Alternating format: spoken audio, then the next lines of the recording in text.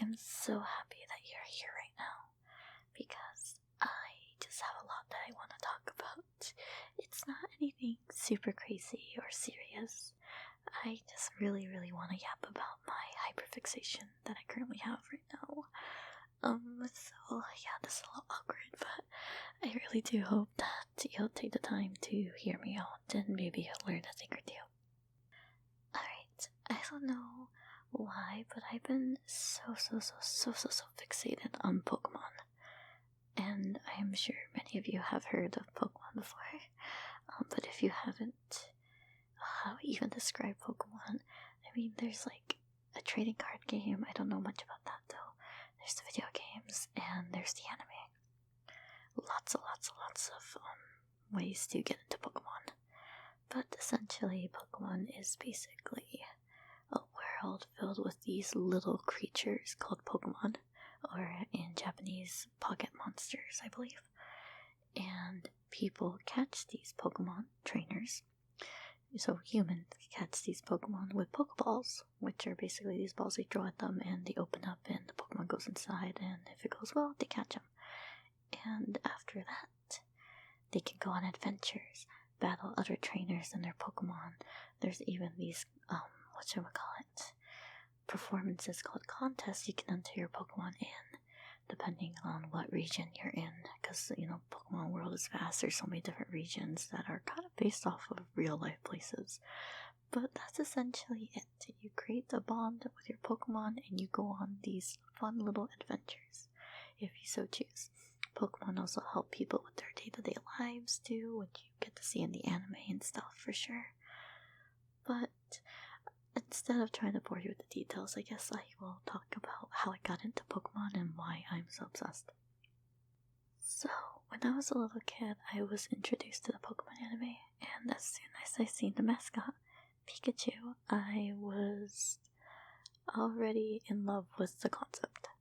I found that Pikachu was adorable, and he is still by far my favorite Pokemon to this day. I own many plushes of him, a lot of different merchandise of Pikachu. It's kind of a part of my childhood and a big part of who I am.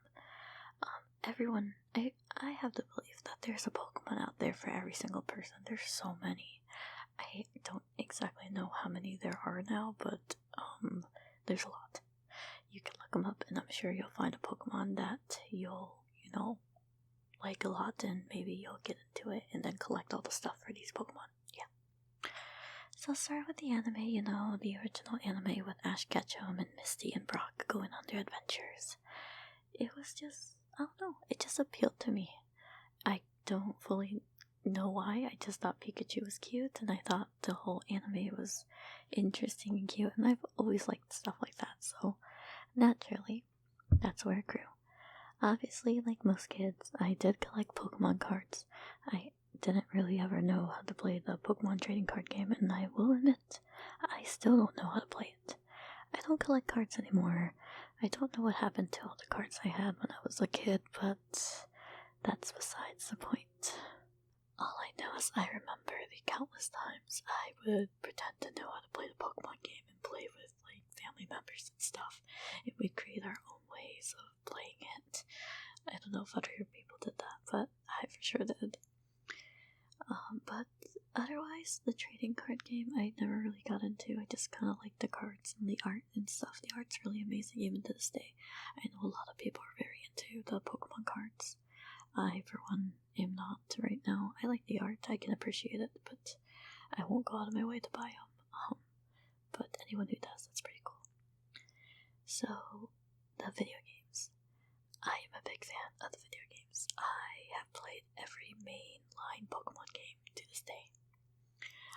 Like the main ones, not like the side ones, but the main ones.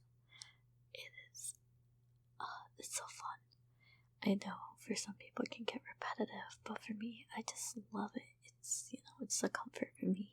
Call it nostalgia, but I just like it. I like building my team of Pokemon and going on the adventure and seeing what happens in the new region, battling the gym leaders and all that. It's so fun. I first played Pokemon Yellow, the one Pikachu, of course. I, of course, was too young to fully understand how to play, but I remember always liking how the Pikachu follows you around and has like the cute little facial expressions. I did play Silver. I kind of knew a bit more of what I was doing, but not fully. I would say the first game where I fully understood what was going on was probably Pokemon Sapphire, because I had a better reading comprehension at the time, and I enjoyed that. And then ever since, I've been playing Pokemon. Anytime there's a new mainline game, I do my best to, get it and play it and see all the new Pokemon and the music in Pokemon, like in the Pokemon games. Oh my god, some of it slaps. It's so good. You'll be surprised of some of the tracks that you'll hear in Pokemon. It's like, dang, they really put their all into it. I know, I'm like going all over the place, but bear with me, I will probably do that. Another thing I really like about the Pokemon games is like the designs of a lot of the characters, the gym leaders and side characters, rivals. There have been some characters that are a little hit or miss, I won't deny. But for the most part, Pokemon tends to know what they're doing when they design characters. In terms of character personality and traits, this is another thing that's hit or miss.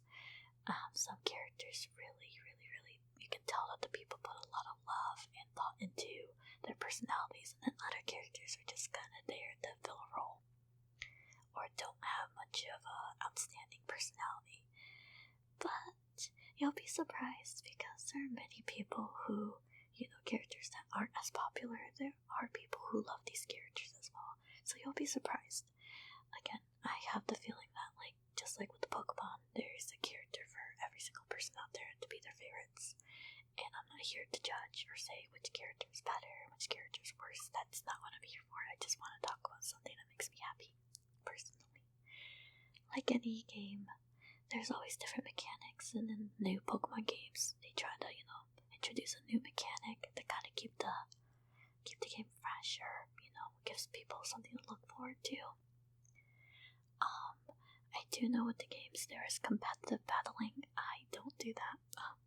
Not really my thing, because there's a lot of thought that goes into that, and honestly, I commend anyone who plays Pokemon competitively, because that to me is a skill and dedication.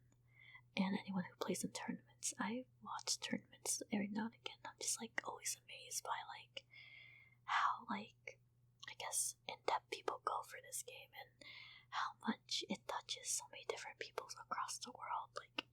Watching the tournaments I watch, sometimes I get really into it, because it's oh my gosh, what's gonna happen? Or, oh my god, that was a really good play. Or, oh my god, that person got lucky with a critical hit, that kind of stuff. You can just tell that the people really enjoy this game and the community it's built around it, and I think that's beautiful that it has brought so many people together. It really makes me happy to know that. Obviously, like any community, like any franchise, there are people who, are a bit more on the negative side, but you're gonna get that anywhere, unfortunately. Another thing I like to mention with Pokemon is people doing the Nuzlocke challenge. So, what that is basically you play Pokemon, right? But if your Pokemon faints in battle, it basically is considered dead, and you can't use it anymore. And furthermore, to make it more difficult, you can only catch one Pokemon per route, per location. If you mess up and are unable to catch it, then you don't get a Pokemon for that area. So it's a way to play Pokemon to make it more difficult and make the stakes a little high. It's an extra challenge, I would say, and I don't think it's a bad one. I personally have done a couple of Nuzlocks myself, and I've enjoyed them. It really gives you anxiety. It makes you, really think about every decision and everything you do in the game, honestly. It's just a different way of playing the game, and there's a lot of different variations to Nuzlocks. There are Nuzlocks where you can add more rules to make it harder, like a level cap and stuff like that, or not using items to heal in battle and whatnot, or not using items at all in battle. And there's different variations. There's a soul lock, which is basically a Nuzlocke, but you're playing with someone else, in which, your Pokemons are linked to each other. So if for example, your starter dies, then the other person's starter also is considered dead. So that kind of gives it a different layer of variation, but also making it like a fun co-op experience.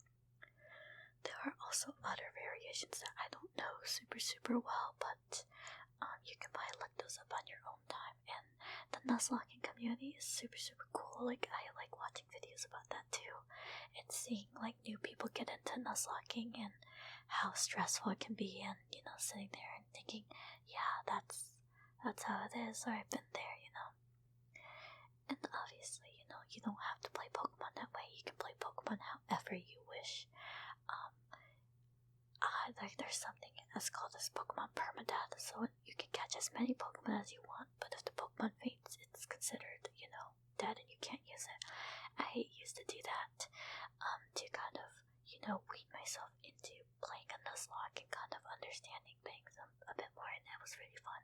I won't lie, it was pretty fun to do that. But Nuzlocke, I definitely do like it, but man, is it stressful sometimes. But sometimes when you get really lucky, you kind of just pop off and you just live in that moment. It's honestly such a fun feeling, exhilarating feeling. But that's enough about the Nuzlockes. Oh my gosh. Again, like I said, there's so much to Pokemon, and I feel like if you give it a chance, maybe it'll be your cup of tea, maybe not.